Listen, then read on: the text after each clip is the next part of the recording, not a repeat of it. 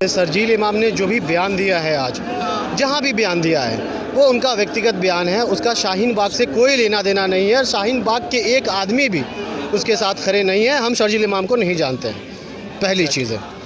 और दूसरी चीज़ है, मीडिया जो नैरेटिव क्रिएट्स कर रही है कि शाहीन बाग के प्रोटेस्ट के मास्टरमाइंड, राइट, आप जैसा कि देख सकती हैं यहाँ पे ये आम आदमी का प्रोटेस्ट है। आम आदमी अपने हक की लड़ाई लड़ने के लिए आज रोड पे निकला है और ये देश को बचाने की लड़ाई है। जो काला बिल जो संसद में पास हुआ है, CAA का, NPR का, NRC का, उसके विरोधी ये लड़ाई है, ठीक है। तो इसको शाहीन बाग से क्यों जोड़ा जा रहा है? जी एग्जैक्टली, शाहीन बाग से जोड़ा जा रहा है इसको, कि वो बता रहे हैं कि शर्जील इमाम जो है मास्टरमाइंड है, शाहीन बाग के मीडिया नैरेटिव्स क्रिएट कर रही है। आप बताइए कि शर्जील इमाम का जो आज बयान है वो क्या शाहीन बाग में दिया गया है? शाहीन बाग का बयान है वो? नहीं, वो कहाँ का बयान है? शाहीन बाग के प्रोटेस्ट को बदनाम करने के लिए, क्योंकि ये जो शाहीन बाग का प्रोटेस्ट है, पूरी देश में जो प्रोटेस्ट हो रही है वो यहीं से प्रेरणा लेके सारी जगह पे प्रोटेस्ट हो रही है। आज पूरे देश में एक शाहीन बाग एग्जैक्टली, शाहीन बाग एक ब्रांड बन चुका है और इस ब्रांड को, शाहीन बाग के नाम को, शाहीन बाग के प्रोटेस्ट को दबाने के लिए बीजेपी की जो नेता है वो शाहीन बाग का नाम तो उछाल रहे हैं। जी, वो तो यही कर रहे हैं ना कि किसी तरह इस प्रोटेस्ट को बदनाम किया जाए और शाहीन बाग के प्रोटेस्ट को ख़त्म किया जाए, ताकि देश में जो प्रोटेस्ट हो रहे हैं उसको भी ख़त्म किया जाए। उनका ये प्रोपेगेंडा है। वो ट्विटर पे ट्रेंड कर रहे हैं अभी तौहीन बाग की शान। एग्जैक्टली, वो शर्जील इमाम को शाहीन बाग से जाने। शर्जील इमाम हमारा रहबर नहीं है। शर्जील इमाम से शाहीन बाग के किसी भी प्रोटेस्टर का, यहाँ पे जितने खड़े लोग हैं, क्या आप शर्जील इमाम के साथ है? कोई नहीं। कोई, हम लोग कोई शर्जील इमाम को नहीं जानते हैं। वो उनका व्यक्तिगत जो है बयान है, वो समझे, और पुलिस ने उस पर, प्रशासन ने उस पर NSA लगा दिया है, वो उनकी चीज़ है, वो समझे। शर्जील इमाम से हमारे शाहीन बाग के लोगों का और यहाँ पे प्रोटेस्ट करने लोगों का कोई लेना देना नहीं। आप कुछ कहना चाहेंगे? मैं बहुत छोटी सी बात कहना चाहूँगा। शर्जील इमाम ने जो भी कहा, जहाँ भी कहा, जिस भी मंच पे कहा, पहली बात तो शाहीन बाग का है नहीं। दूसरी चीज़, वो उसकी इंडिविजुअली राय है।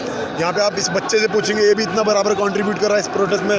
हर लेडी, हर वीमेन और मोहतरमा से पूछेंगे, उनका भी बराबर कंट्रीब्यूशन है, मेरा भी। यहाँ पे सब एक मंच जो है वो किसी नेता का, किसी पार्टी का नहीं है, सबका बराबर का कंट्रीब्यूशन है। उसके बाद ये प्रोटेस्ट चल रहा है। अगर ये किसी का इंडिविजुअली होता तो अब तक हट चुका होता, क्योंकि हम बहुत पीसफुली इस चीज़ को कर रहे हैं, तो इसलिए गवर्नमेंट चाह रही है लोग यहाँ से हट जाएं, भगा दिया है। हमारी बात बहुत दूर दूर इंटरनेशनल मीडिया दिखा रही है, जैसे आप आते हैं डेली, माशाल्लाह लोग दिखा रहे हैं। शाहीन बाग, अब शाहीन बाग की तर्ज पे पूरे हिंदुस्तान में शाहीन बाग बन चुके हैं। As you know, Shaheen Bagh की तर्ज पे पूरे हिंदुस्तान में कितने शाहीन बाग बन चुके हैं। तो अभी यहाँ की लेडीज से वहाँ कुछ और बहुत सारी औरतें सबक ले रही हैं, प्रोटेस्ट पे बैठ रही हैं। Exactly, that's what I am saying कि अगर एक बंदा इंडिविजुअली अपनी राय दे रहा है, वो उसकी राय है। हम उसके ना तो समर्थन है उस चीज़ के, ना हम उसकी सपोर्ट में। उसके बाद जो भी करेगी प्रशासन करेगा, प्रशासन काम है। हम टोटली शर्जील इमाम के अगेंस्ट है, हम उसके साथ नहीं है। ना वो हमारा रहबर है, ना वो यहाँ का है, वो ना यहाँ का रेजिडेंशियल है, तो वो कैसे हमारा रहबर हो गया? शर्जील इमाम जो है वो सेल्फ प्रोक्लेम्ड लीडर है। सेल्फ प्रोक्लेम्ड लीडर, मैं इस बात को कैपिटल में बोलना चाहूँगा, सेल्फ प्रोक्लेम्ड वो लीडर है, वो हमारा रहबर नहीं है। और मैं इस बात से ख़त्म करना चाहूँगा कि कौम के सब गद्दारों को चुन चुन कर निकाला जाए, कौम के सब गद्दारों को चुन चुन कर निकाला जाए। और अपने सभी लोगों को मैं एक बात बताना चाहता हूँ कि आस्तीन में कोई सांप न पाला जाए। बहुत बढ़िया, बहुत बढ़िया।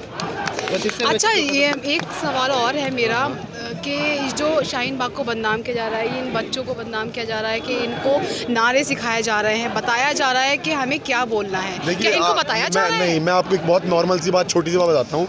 यहाँ पे मेरे ख्याल से बहुत पढ़े लिखे लोग हैं, बहुत से ऐसे लोग भी जो नहीं पढ़ पाए किसी न किसी वजह से। तो हर किसी को CAA का पता नहीं है बस, लेकिन सबको ये पता है कि हमारे संविधान के साथ खिलवाड़ हो रहा है, तो हम लोग यहाँ खड़े हुए हैं। समझ नहीं आप मैं क्या बोल रहा हूँ? संविधान के साथ खिलवाड़ हो रहा है तो हम लोग यहाँ खड़े हैं।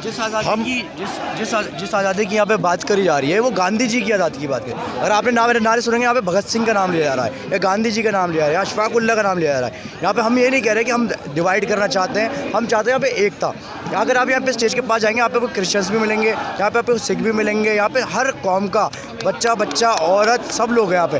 अगर हम लोग शर्जील को सपोर्ट करते होते तो शर्जील वहाँ पे बैठा होता, स्टेज पे बैठा होता। उसने कहीं पे अपनी वीडियो एक बनाई, और उस पर क्या प्रेशर है, पॉलिटिकल क्या प्रेशर है, वो किस वजह से ऐसा कर रहा है, वो जानता है, पॉलिटिकल पार्टी जानती है। क्योंकि पॉलिटिक्स इतनी साफ़ सुथरी नहीं है जितनी दिखाई देती है मीडिया के अंदर। यहाँ यहाँ जो पत्रकारों पर इल्ज़ाम लगाया जा रहा है कि पत्रकार यहाँ आते हैं, लोगों पर इल्ज़ाम लगाया कि उनके साथ ये लोग सलूक अच्छा नहीं करते हैं, तो यहाँ जो कल हुआ उसकी हम निंदा करते हैं, खंडन करते हैं। वो चीज़ नहीं होनी चाहिए थी। जो भी हुआ मुझे एग्जैक्ट चीज़ पता नहीं है, लेकिन पत्रकार को हम बहुत वेलकम करते हैं। मौजूद थे जब दीपक चौरसिया जब ये चीज़ हुई थी तो मैं वहाँ नहीं था, स्टेज के पास ये चीज़ हुई थी।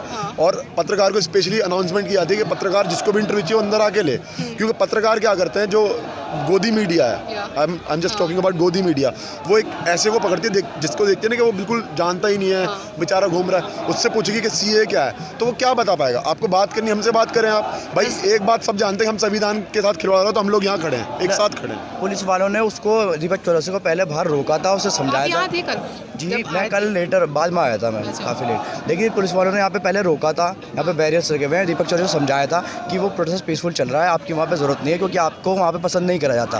क्योंकि उनसे दीपक चौरसिया से पहले यहाँ पे कहा गया कि आप लाइव दिखाइए। मालूम है कि लोगों ने यहाँ कहा था कि आप लाइव करो, जी रिकॉर्डेड नहीं चलेगा, क्योंकि वो रिकॉर्डेड बाद में एडिट करके अपने हिसाब से दिखाते हैं कि वो क्या दिखाना चाहते हैं। तो ये लोग, मेरे लोगों को पसंद नहीं है जो चीज़, जहाँ पे 10,000 लोग इकट्ठा हैं और आपको मना करा जा रहा है, आपको जाने की ज़रूरत ही नहीं है वहाँ पे।